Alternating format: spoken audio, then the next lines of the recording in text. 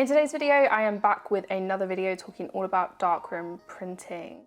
So I have a collection of like little bits, like experiments, darkroom printing experiments that I have been printing over the last couple of sessions. We're going to talk about some of the techniques used, some of the things I've learned, some of the mistakes that I've made. If you caught the last video about contact sheets, you'll know that, I'm still very new to this. I've only been in a couple times since my workshop, but I am trying to go a little bit more often to kind of make sure it sticks, make sure like the information and the techniques that I'm learning are sticking in my brain.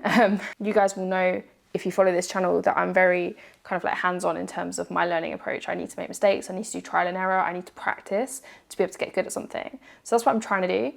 But if you guys have rented out darkrooms or bought paper or film or anything like that, you'll know that the whole process is pretty expensive. And because I'm still learning, I'm not doing it for many client projects. So it's kind of mostly tests or old work that I'm reprinting.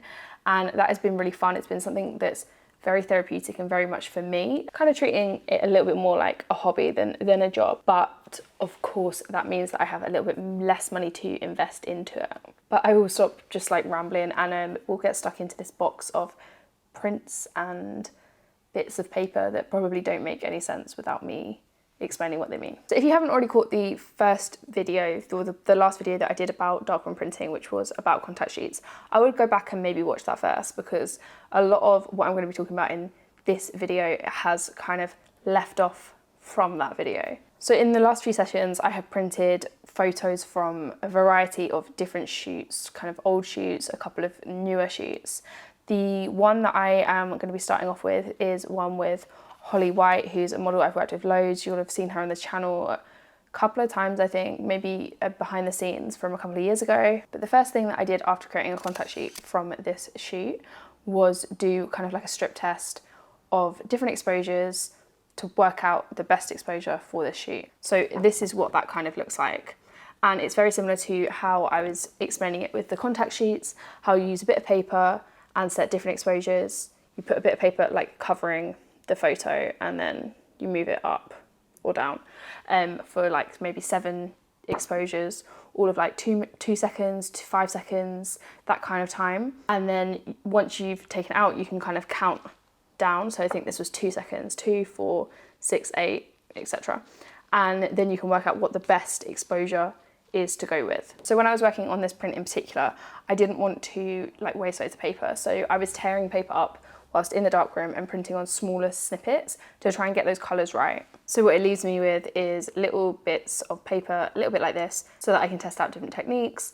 I think this one was without pre-flash and this was with pre-flash. I actually think they just look cool anyway, like when they're all like cut up little bits of paper. And then this was the final print from that experiment. Here's another test very similar to that from a shoot I did with a musician called Sai. You can see like loads of different snippets of paper. I can't hold them all. This one also happened. I'm not really sure what happened there. Weird mark in the corner at the top. But yeah, I just kind of have loads of different snippets of his head to test colours, etc. Before I ended up with this print. This shoot was actually really fun. It was a press shots shoot. You know what I mean, like press shots for Sai, who is a musician in Manchester. And it was with a great team, an amazing stylist called Dylan Ware, who I'll link in the description, and also my sister as the makeup artist, Emily Carey, so I'll link her in the description as well.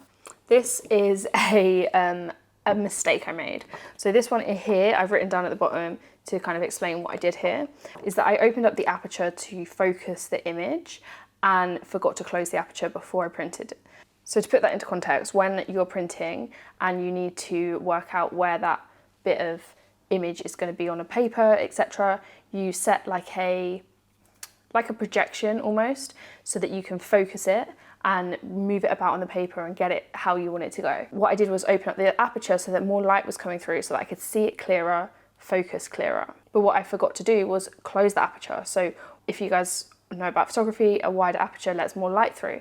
So more light was coming through onto the image than I had anticipated, and I hadn't countered that with the exposure times, and so the image ended up being really overexposed. When you're working in the darkroom with prints, I mentioned this in another video, overexposures will come out dark rather than light, which is the opposite to how most of us would understand photography, so it can get a bit confusing. When I was showing you the photos of Holly, I mentioned that one of the little snippets had pre-flash and one of them wasn't using pre-flash.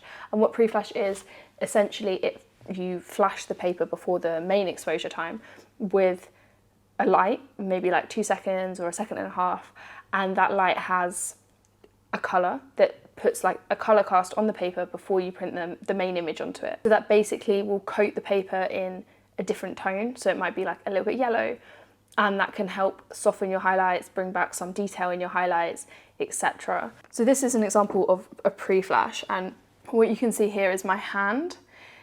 In my hand is where the pre-flash has not affected. Outside here is where the pre-flash has affected. So essentially what you do is you put the paper down, you hold your hand over the paper, flash the paper, then take your hand off, put it under the main exposure, put the exposure on the paper, like do your normal flash. And what you get is a handprint over it where the pre-flash hasn't hit. And that way you can work out if you want to use the pre-flash or the colors of the pre-flash, or if there's things that you need to edit, because you can see it then with and without the pre-flash. These photos here, they are the same photo, but one has a diffusion technique on it and one has not got a diffusion technique on it. So diffusion is something that I'd never played around with before this session, and Chris, who works at Rapid Eye, was showing me how you could use like an anti-Newton glass to create diffusion. And essentially what you do is you would hold it under the enlarger whilst the exposure time's going off for roughly about 25% of the exposure time. So this exposure time was 12 seconds, so I did it for 3 seconds. And what you can see is that it creates a softer, kind of like blurry, and you can use this like to diffuse the skin, soften certain areas of an image. This is the first and only time I've used diffusion. Personally, I think it was a little bit too much, so I would go for a lesser amount of diffusion. So I'd go for maybe 2 seconds or 1.5 seconds next time, and also experiment with controlling where the diffusion is. So you can move it around. I personally don't know how easy that is because you're in the dark and you don't really know where it's projecting, but that's something to play around with in future printing workshops for sure. These were also photos that I shot from the same roll of film, and I mentioned this a little bit in my contact sheet video about how if an image has roughly the same colours, roughly the same exposure, and you can tell this from your contact sheet, then you can use roughly the same settings, which means it's easier to churn out prints more quickly. So I was able to just print one photo from the roll of film and kind of replicate those settings across the other prints to create 3 prints from the same roll of film. I've really been enjoying my time in the darkroom. I think next steps for me are experimenting more, so getting to grips with really finding a style I like, learning more about things like diffusion, perfecting, not making mistakes. So, going into it knowing that like pretty much every time I go in, I'm going to come out with something right. I'm not going to, be making mistakes all the time. Finding kind of my style, my taste. Do I think like things warmer? Working out kind of what pre-flash times I prefer, and just, I guess kind of like defining my style when it comes to printing.